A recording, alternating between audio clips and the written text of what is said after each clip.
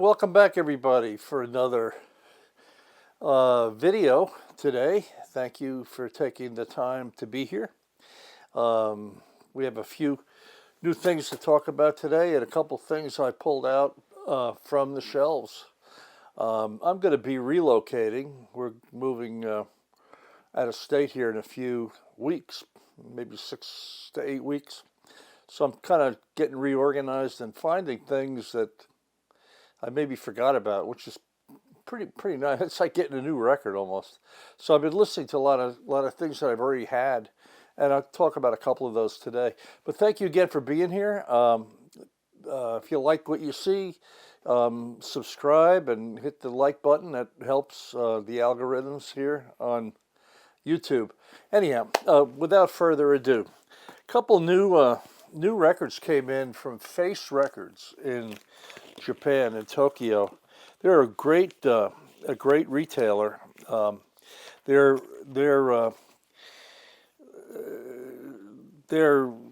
ratings of their records are extremely accurate. Their shipping is very quick, and their packaging is great. And I bought a couple new records from them that came in last week, one of which, again, is a Pablo, another Pablo. I didn't have this one. Oscar Peterson and Clark Terry, a duo, recorded extremely well back, I believe, in 1975 or 1975 in L.A. I don't think this was in RCA Studios, but it's a nice, clean record. It's the Japanese, somebody put a sticker on here, but it's the Japanese Pablo label, a little bit different color than what we knew here in America, but a very clean record. And boy, it's just a good sounding record.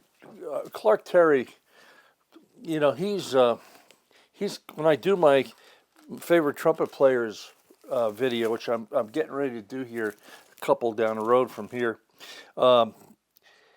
he'll be up there. Clark Terry is a great player, one of my favorite players.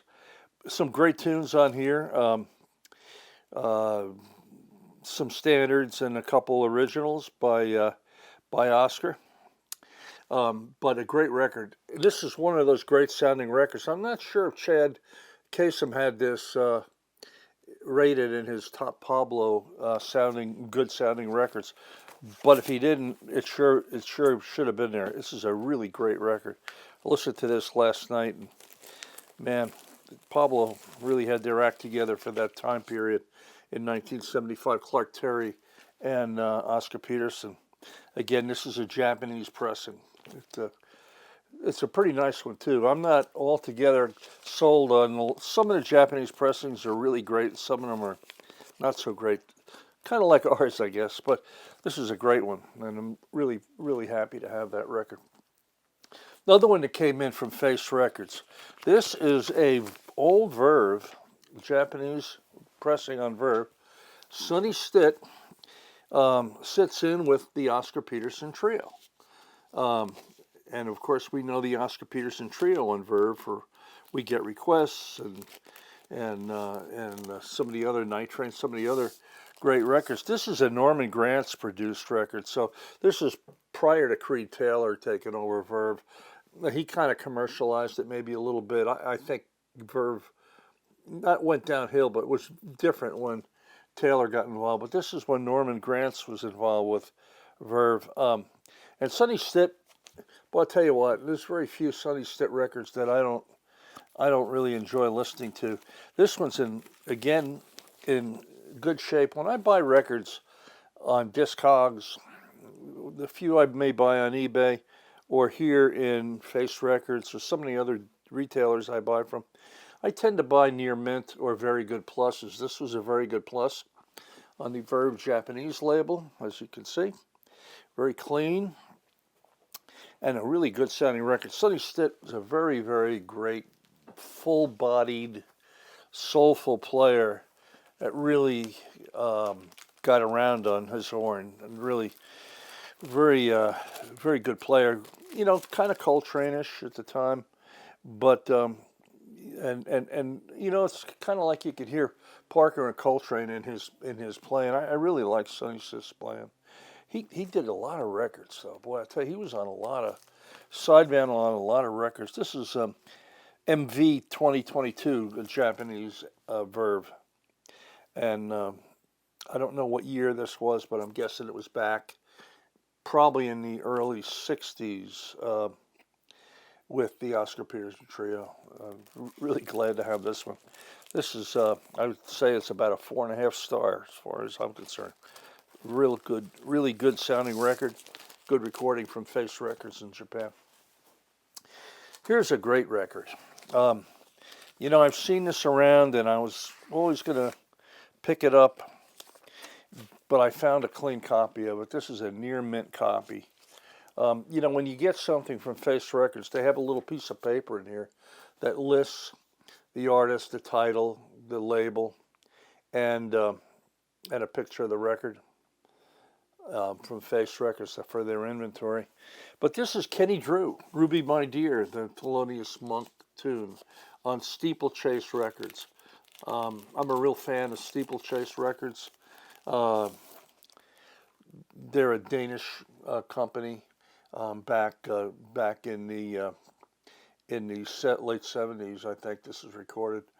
But really nice, clean jacket.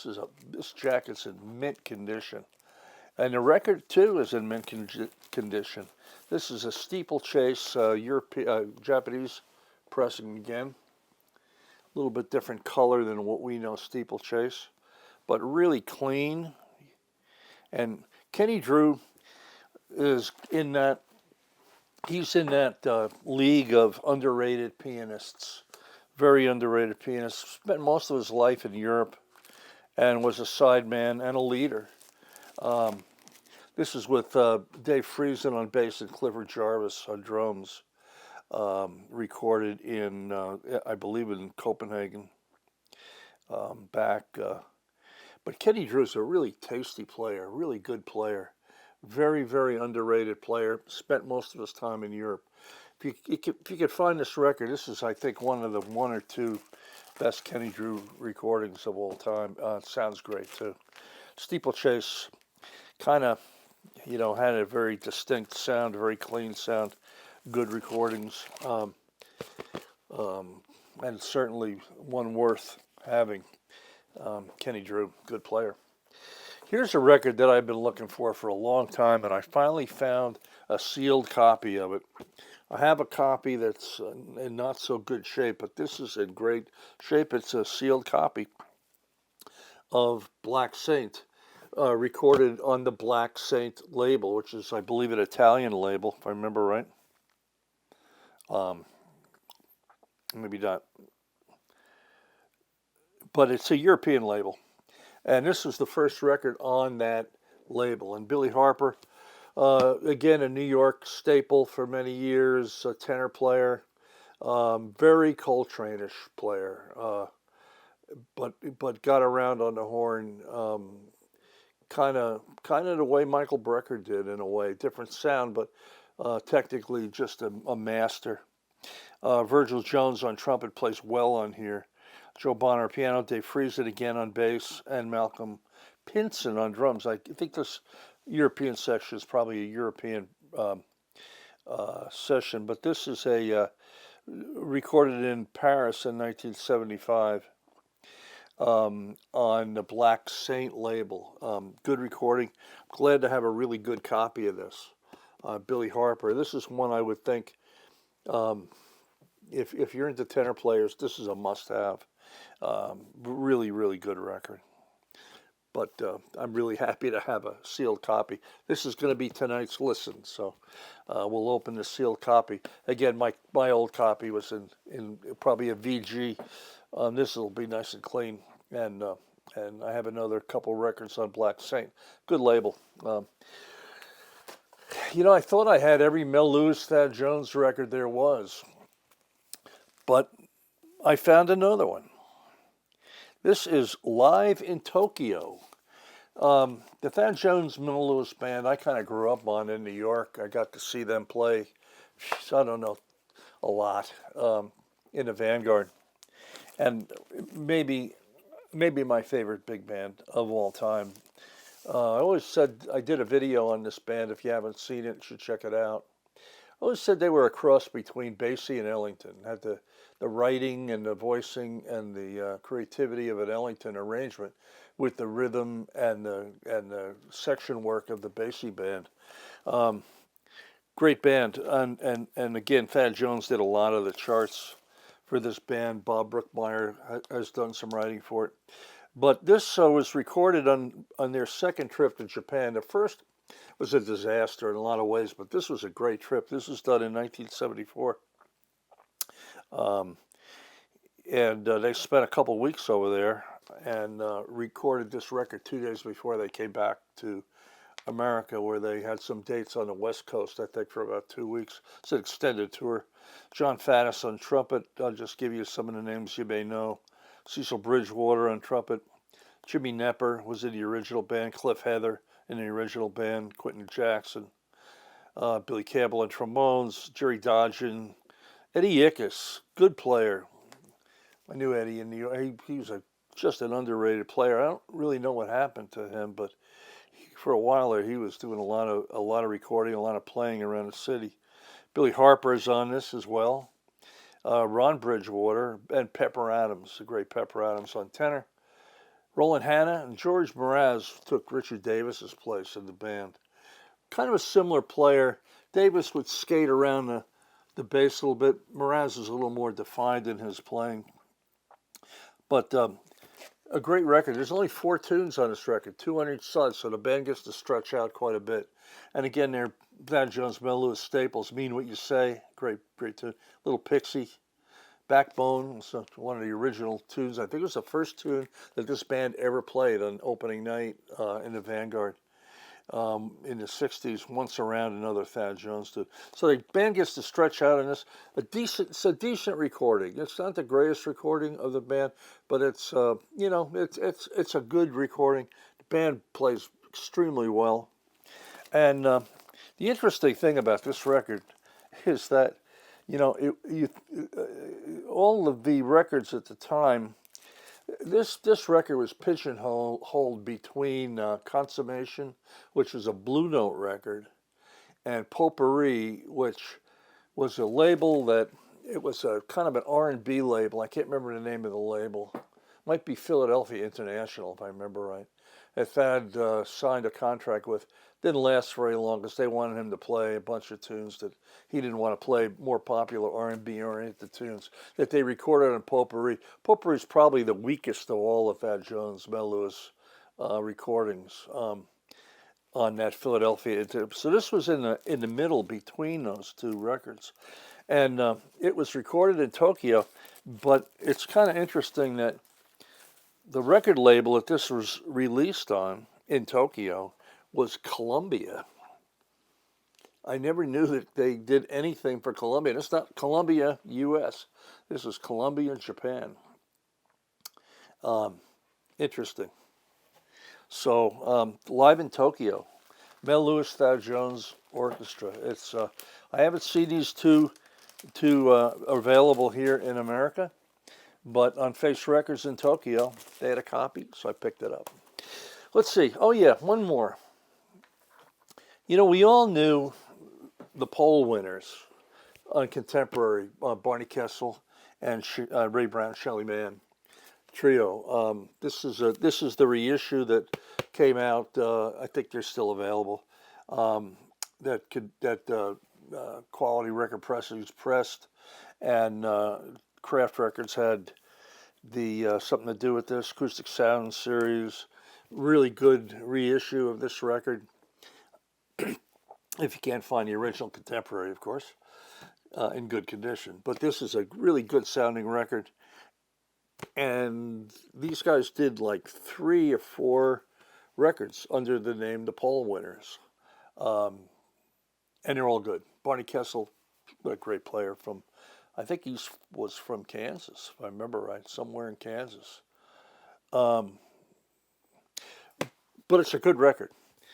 But I was digging around my shelves, and I found another poll winners, with a little bit older looking Shelly Man, Ray Brown, and Barney Kessel. And I looked at this label. I said, I wonder when this was done, because I remember hearing this. It's a good record, good sounding record. This was done in 1975. You know, Contemporary kind of took a little hiatus for a number of years and then came back and started recording. They recorded Art Farmer and a couple other people and another poll winners. You can see the Contemporary yellow and white with the black heavy print title, the poll winners. And this was done in 1978, I believe, in Los Angeles, in the Contemporary Studios. I did a little research on this, and it was a Roy Danan recorded record. And Danan was really the guy that made Contemporary sound as great as they did. Their recording studio, I think, was their receiving room or their shipping room or somewhere down in their facilities in California. But Danan really had their act together on recording and gave Contemporary the great sound that it did, using some great microphones and microphone technique. I think they used those Newman mics and the Telefunken mics. But this is Contemporary 7635, S7635, in 78. So this poll winners record doesn't get the play that the earlier ones on Contemporary do, because people look at these as this was the holy grail of the poll winners series. They did, I think, 4.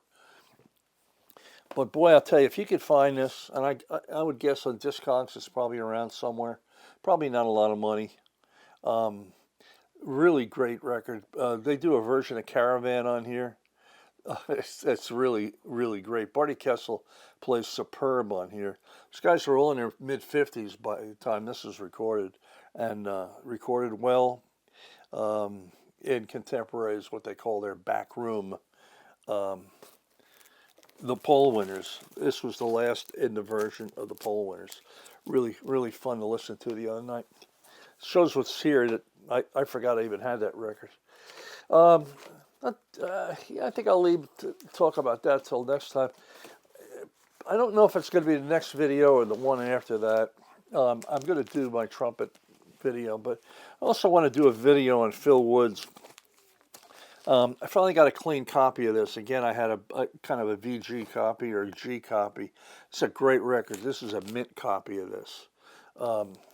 If you can find this, buy it. Bop Stew on Concord Jazz, done at the Concord Jazz Festival in Japan in 1987. And again, this is with the famous quintet with Gilmore, Galper, Bill Goodwin, and Tom Harrell on trumpet. I think this is one of Phil's top 3 or 4 records. Harrell plays really well in this. I don't think he was feeling too well during this, but he plays really well. And then I bought this not because of Stefan Grappelli, though. Again, this is a European label. Grappelli's a violinist, and he sounds really good on this record. This is on Who's Who in Jazz Records. It's a European label, and it's recorded in Paris.